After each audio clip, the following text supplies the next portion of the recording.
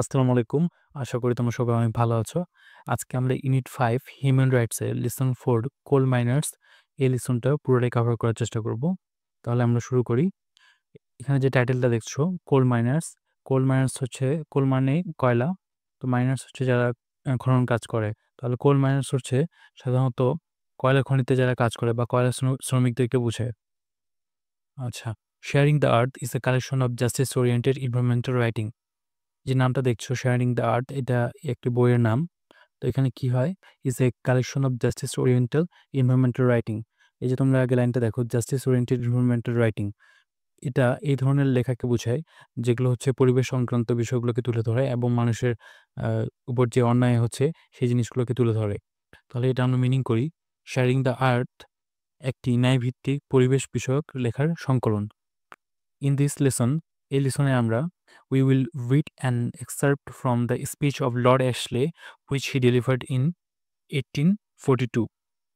আমরা এই লেসনে একটি অংশ পড়ব, এক্সার্প্ট মানে অংশ, একটা অংশ পড়ব যেটা লর্ড অ্যাশলে বক্তব্য থেকে নেওয়া হয়েছে, যেটা তিনি দিয়েছিলেন 1842 সালে। He will read we will read three testimonies collected by Lord Ashley's commission that investigated a serious accident in Huskar colliery Warwickshire in 1838। আমরা এখানে ৩টা টেস্টিমনি বা সাক্ষ্য পর্ব যেটা সংগ্রহ করা হয়েছিল লর্ড অ্যাশলে কমিশন দ্বারা, আর যেখানে তারা তদন্ত করেছিল একটি বড় ধরনের দুর্ঘটনা হুস্কার কলিয়ারিতে। কলিয়ারি হচ্ছে কয়লা খনি, যেটা ছিল ওয়ার্কশায়ারে ইন 1838। ওয়ার্কশায়ার হচ্ছে ইংল্যান্ডের একটি জায়গা, ইউকের একটি জায়গা। ডিউরিং দিস ইনভেস্টিগেশন, এই তদন্তে he interviewed a large number of people working in Britain's factories and mines. তিনি এই তদন্তে বা তদন্তের সময় ইন্টারভিউ নেন বা সাক্ষাৎকার নেন একটি বড় সংখ্যক মানুষের উপর যারা কাজ করছিল সে সময় ব্রিটেনের ফ্যাক্টরি এবং মাইনগুলোতে। থ্রু দ্য ইন্টারভিউস, তিনি তার এই সাক্ষাৎকারের মাধ্যমে মধ্যে inhuman working condition in the কলিয়ারের severe exploitation and a worrying number of child labour were revealed. তার এই ইন্টারভিউ বা সাক্ষাৎকারের মাধ্যমে রিভিল হয় বা উদ্ঘাটন হয় ইনহিউম্যান ওয়ার্কিং কন্ডিশন, একটি খুবই অমানবিক কর্মক্ষেত্র বা কাজের পরিবেশ ইন দ্য কলিয়ারিস। এই যে কয়লা খনিগুলো ছিল সেখানে সিভিয়ার এক্সপ্লয়টেশন, প্রচণ্ড রকমের শোষণ, এবং ওরিং number of child labours were revealed, এবং সেখানে একটি উদ্বেগজনক বা উদ্বেগজনক এক সংখ্যক নাম্বার চাইল্ড লেবার পাওয়া যায় বা শিশু শ্রমিক পাওয়া যায়। The working condition of this children were inhuman, এবং সেখানেই যেই বাচ্চারা কাজ করতো সেখানকার কাজের পরিবেশ ছিল একদমই অমানবিক। Lord Ashley found very young children working as long as 18 hours a day in the mines and collieries, some attached by chains to heavy cart that they had to drag. Lord Ashley পেয়েছিলেন যে খুবই ছোট, ছোট শিশু যারা কাজ করতো সেখানে, এমনকি 18 ঘন্টা, তারা দিনের প্রায় 18 ঘন্টা পর্যন্ত তারা কাজ করতো এই মাইনগুলোতে, এই খনিগুলোতে এবং কয়লা খনিগুলোতে। Some attached by chains to heavy cart that had to drag, এবং কিছু, কিছু বাচ্চাকে এই যে চেইন দ্বারা হচ্ছে এই কার্ট বা ঠেলা গাড়ির সাথে বেঁধে রাখা হতো, that they had to drag, যেটা তাদেরকে ঠেলে ধরো সেটা তাদেরকে কয়লার খনির নিচ থেকে তুলে একদম গেট পর্যন্ত বা বাইরে পর্যন্ত নিয়ে যেতে হতো। তাদেরকে এটার সাথে অ্যাটাচ করে রাখা হতো যতক্ষণ না পর্যন্ত তারা কাজটি শেষ করতেছে। 3 testimonies gathered by Estes Mine Commission are given below, এবং এখানে আমরা আজকে এই লেসনে জানবো 3টা সাক্ষ্য বা 3 জনের গল্প যেটা সংগ্রহ করা হয়েছিল অ্যাশলেস মাইন কমিশন দ্বারা। সেগুলো আমরা নিচে দেওয়া আছে। তাহলে দেখে নেই আমরা। সারা গোটলার, এজ 8 years। এখন আমরা প্রথম যে গল্পটা সেটা হচ্ছে সারা গোটলারের, যার বয়স ছিল 8 বছর। I am a trapper in the Gawber pit. Gawber pit, Gawber হচ্ছে ওই জায়গার নাম বা খনির নাম, আর পিট মানে নরমালি গর্ত, এখানে বোঝাচ্ছে হচ্ছে কয়লার খনি। সে একজন ট্র্যাপার যে কাজ করতো গোবার পিটে। এখন আমাদেরকে জানতে হবে ট্র্যাপারটা কি। তোমাদের বই দেওয়াই আছে ট্র্যাপার কি, এই নিচে দেখো।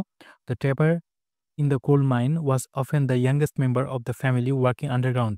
ট্র্যাপার হচ্ছে কোল মাইনে কাজ করা সবচেয়ে ইয়াংগেস্ট মেম্বার, মানে পুরো ফ্যামিলি হচ্ছে আন্ডারগ্রাউন্ডে বা ওই কয়লা খনিতে কাজ করতো, সেখানকার সবচেয়ে ছোট বাচ্চাটাকে ট্র্যাপার বানানো হতো। এখন ট্র্যাপারের কাজ কি? দেয়ার job was to open and close the wooden door, trap doors. তাদের মেইন কাজ ছিল এই যে কাঠের দরজাটা দেখছো, খনিতে যাওয়ার যে দরজাটা, সেটা খোলা এবং লাগানো। সেটা সাধারণত কাঠের হতো। That allows fresh air to flow through the mine. এখন এটা খুলতে হতো যখন ধরো ভিতরে ঠান্ডা বাতাসের প্রয়োজন বা অক্সিজেনের প্রয়োজন, তখন এটা খোলা হতো, সেখান থেকে ফ্রেশ এয়ার ভিতরে যেত। They usually sit in total darkness for up to 12 hours at a time. এবং তারা সাধারণত ভিতরে বসে থাকতো এবং যেহেতু ভিতরে অন্ধকার, টোটাল ডার্কনেসের মধ্যে থাকতো আপ টু 12 আওয়ার্স, একদম 12 ঘন্টা পর্যন্ত।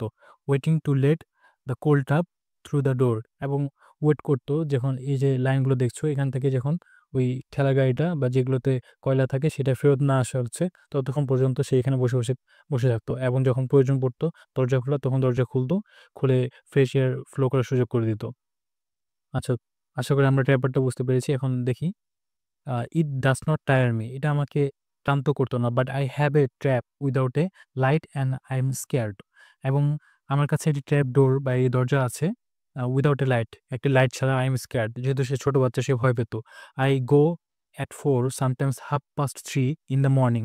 কোনো কোনো সময় আমি 4টার দিকে যেতাম, কিছু কিছু সময় 3:30টার দিকেও যেতাম সকালের দিকে।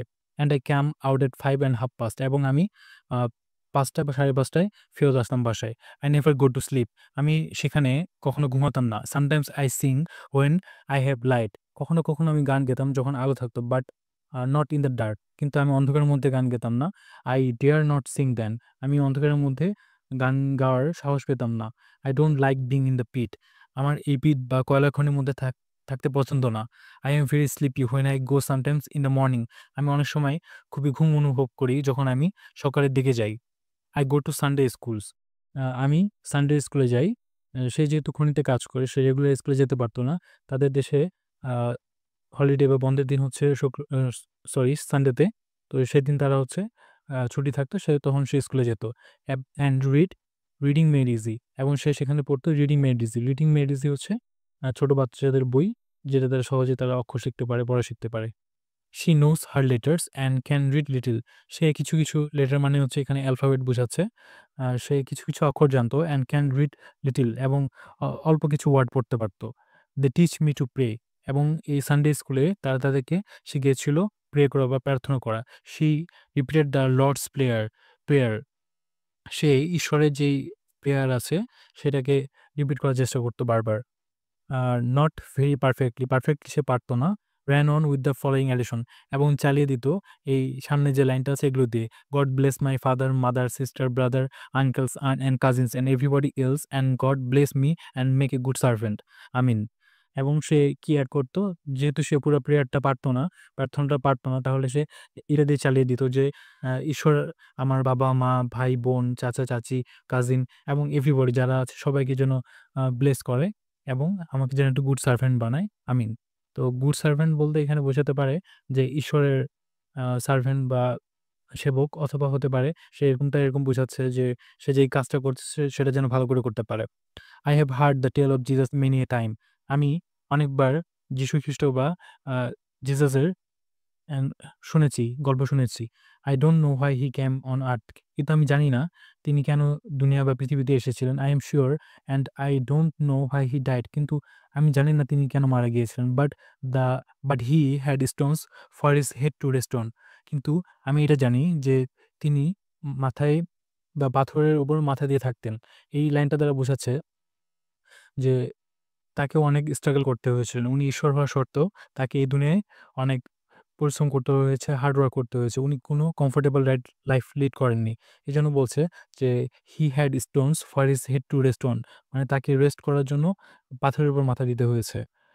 I would like to be at school far better than in the pit. আমি স্কুলে যেতে অনেক বেশি পছন্দ করি বা ভালো অনুভব করি দ্যান ইন দ্য পিট। এই পিটে থাকার থেকে স্কুলে যাওয়া আমি আ বেশি পছন্দ করি। তাহলে পরের গল্পতে যাই। পরের গল্প বা টেস্টিমনি বা সাক্ষ্যতে যাই। তারপরেরটা হচ্ছে ইসাবেলা রিডের, যার বয়স ১২ বছর। I am wrote with sister and brother. It is very sure work. এই যে wrote শব্দটা আছে সেটা হচ্ছে ওয়ার্কের পাস্ট ফর্ম। এটা ওল্ড ইংলিশে ব্যবহার করা হতো। তো আমি কাজ করি আমার ভাই এবং বোনের সাথে। It is very sure work. এটি খুবই কষ্টকর কাজ। Cannot say how many wrecks or journey I make from pit's bottom to wall face and back. সে বলছে যে সে কতবার তাকে জার্নি করতে হতো, র‍্যাকস অর জার্নি যাতায়াত করতে হতো। Uh I make make I make from pit's bottom to wall face. এটা দ্বারা বোঝাচ্ছে যে এই যে কয়লা খনি সেটার শেষ থেকে বটম থেকে এবং সামনের ওয়াল ফেস পর্যন্ত এবং আবার যাতায়াত করতে হতো, যাওয়া আসা করতে হতো। ইট মে অ্যাবাউট 30 to 25 অন এভারেজ। তাকে প্রায় সারাদিনে খনির শেষ থেকে একদম শুরু পর্যন্ত 25 থেকে 30 বার যেতে হতো। The distance varies from 100 to 100 to 250 fathoms। এবং এটার ডিসটেন্স ছিল বা ডিসটেন্স হয় সাধারণত ১০০ থেকে ২৫০ ফ্যাথম একবারই। আর ১ ফ্যাথম ইকুয়াল টু কত হচ্ছে 1.8 মিটার। তাহলে যদি আমরা মিনিমাম ১০০ মিটার ধরি, সরি ১০০ ফ্যাথম ধরি তাহলে ১৮০ মিটার। মিনিমাম তাকে ১৮০ মিটার দিনে ৩০ থেকে ২৫ বার যেতে হতো। তাহলে এটাকে আমরা যদি মাঝামাঝি ধরে ক্যালকুলেট করি, তাকে দিনে প্রায় ৬ থেকে ১২ কিলোমিটারের মতো যাতায়াত করতে হতো খনির উপর থেকে একদম নিচ পর্যন্ত। নিচ থেকে উপরের দিকে ওঠা কিন্তু খুব সহজ বিষয় না। ৫ কিলোমিটার অনেক বেশি। তাহলে ছোট বাচ্চা হিসেবে তাদেরকে প্রায় শুরু থেকে শেষ পর্যন্ত সারাদিনে ৫-৬ কিলোমিটার তাদেরকে যাতায়াত করতে হতো। শুধু যাতায়াত করতে হতো না, সাথে কি করতে হতো? I carry about 100 weight. এই CWT কে বলে 100 weight. 100 weight is equivalent to 112 pounds, approx 50.8 KG in UK। এই যে 100 ওয়েট বা 1 CWT, এটা সাধারণত ইংল্যান্ডে ইউজ করা হয়। তো এটা হচ্ছে ৫০ কেজি সমান। তাকে ক্যারি করতে হতো ধরো ৫০ KG and a quarter in my bag. Quarter বলতে ৪ ভাগের ১ ভাগ, ধরো ৫০ এর ৪ ভাগের ১ ভাগ 12.5, অলমোস্ট হচ্ছে আম ৬২ কেজি প্লাস তার পিঠে নিয়ে ওঠানামা করতে হতো। হ্যাভ টু স্টুপ মাচ, এটার জন্য সে ঝুঁকে পড়তো and creep through the water. অনেক সময় যেহেতু মাইনটা অনেক গর্তে থাকে, অনেক সময় পানি থাকে এবং পানিতে তাকে হামাগুড়ি দিয়ে চলাফেরা করতে হতো। Which is frequently up to the claps of my leg. এবং এই পানির পরিমাণ ছিল claps of my leg. Claps বলতে হাঁটুর নিচের বা পিছনের অংশটাকে বোঝাচ্ছে, পায়ের পিছনের পেশিগুলোকে বোঝাচ্ছে। সাধারণত পানি অনেক সময় থাকতো কি তার পায়ের নিচ পর্যন্ত থাকতো, হাঁটুর নিচ পর্যন্ত থাকতো। ওয়ান্স আই গেট ডাউন, যখন আমি নিচের দিকে যাই, I frequently fall asleep while waiting for the coil from heat and fatigue। আমি যখন খনিতে যাই, I frequently fall asleep, প্রায় সময় আমি ঘুমিয়ে পড়ি যখন আমি ওয়েট করি এই কয়লার জন্য। আ কয়লার জন্য ওয়েট করি এবং কিসের জন্য সে ঘুম পায়? তার এই কয়লার খনির মধ্যে গরম এবং অতিরিক্ত ক্লান্তির কারণে। I do not like the work, এই কাজগুলো আমি পছন্দ করি না।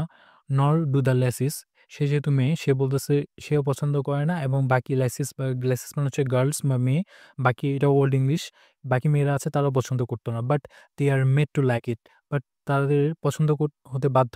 কারণ হচ্ছে এটা ছাড়া তাদের কাছে আর কোনো উপায় নেই। তারা গরিব, তাদেরকে এই কাজ করে জীবিকা নির্বাহ করতে হবে। When the weather is warm, there is difficulty in breathing and frequently the lights go out। যখন এই ওয়েদারটা গরম থাকে, there is difficulty, এখানে অনেক কষ্ট হয় নিঃশ্বাস নিতে, and frequently the lights go out, এবং প্রায় সময়ই এখানকার বিদ্যুৎ চলে যায়।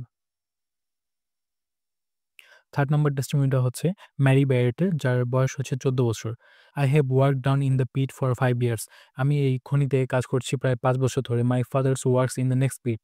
আমার বাবা কাজ করে পাশের যে খনিটা আছে সেটাতে। I have 12 brothers and sister. আমার ১২ জন ভাই ও বোন আছে। All of them but one live at home.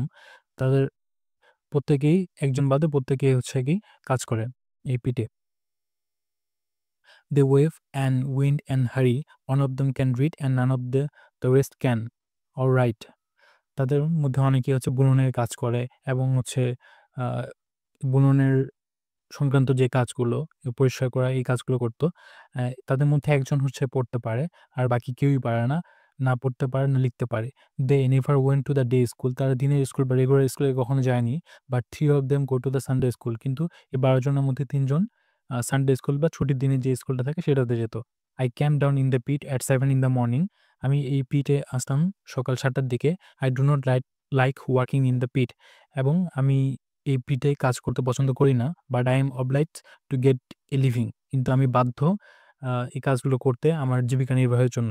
I work always without stockings or shoes or trouser। আমি প্রায় সময় এখানে কাজ করতাম। stockings মানে দীর্ঘ মোজা বা বড় মোজা, লম্বা মোজা ছাড়া, জুতো ছাড়া এবং ট্রাউজার ছাড়া। I wear nothing but my chemise। সে শুধুমাত্র সেমিজ পরতো, মেয়েদের এক জাতীয় কাপড় আরকি, সেটা শুধু পরতো। I have to go up and work with the man। আমি সেখানে যেতাম এবং পুরুষদের সাথে কাজ করতাম। They are all naked there। তারা প্রায় হচ্ছে খালি গায়ে থাকতো। যেহেতু সেখানে অনেক বেশি গরম, এই পুরুষরা সাধারণত খালি গায়ে থাকতো। তো I have got well used to that and don't care much about it now. সে এটা দ্বারা বর্তমানে অভ্যস্ত হয়ে গেছে। সে আর এটা নিয়ে বেশি চিন্তাভাবনা করে না। I was afraid at first, আমি ১ম দিকে ভয় পেতাম, but did not like it, এবং পছন্দ করতাম না। But they never behaved to me, এবং এটাও সে স্বীকার করে যে তারা কখনো তার সাথে খারাপ ব্যবহার করেনি। আচ্ছা, এই ছিল এই গল্পটা এই পর্যন্তই। আর তোমাদের যদি বুঝতে কোনো সমস্যা হয় তাহলে কমেন্টের মধ্যে জানাও। আর দেখা হবে নতুন কোনো একটা ভিডিওতে। ভালো থাকবে সবাই। আসসালামু আলাইকুম।